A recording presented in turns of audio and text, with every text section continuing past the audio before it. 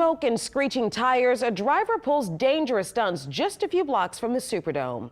Good evening and thank you for watching, everyone. I'm Sharice Gibson. And I'm Karen Swenson. That viral video of lawlessness in the CBD shows a driver doing donuts, and you saw that passenger hanging out of the sunroof with what looks like a huge gun, if not an assault rifle. Yeah, the mayhem played out this past Sunday at Howard and O'Keefe Avenues.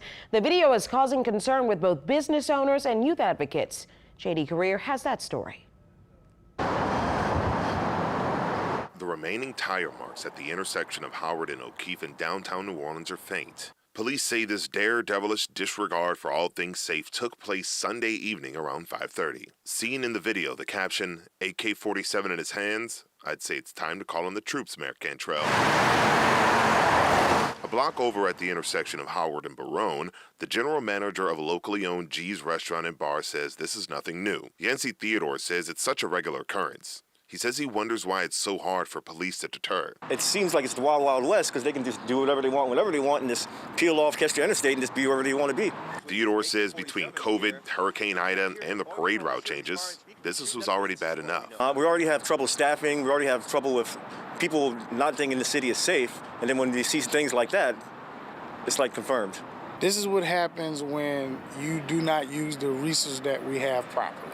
Kevin Griffin Clark is a youth advocate that has been doing the work both directly in the community and using social media with the digital collective 2 Cent for over a decade. He believes that part of what we're seeing with the rise in crime in general is a trend known as flexing for the gram. It's a one-up. It's a competition of sorts. And so you have to outdo whoever did it first or whoever did it prior to you.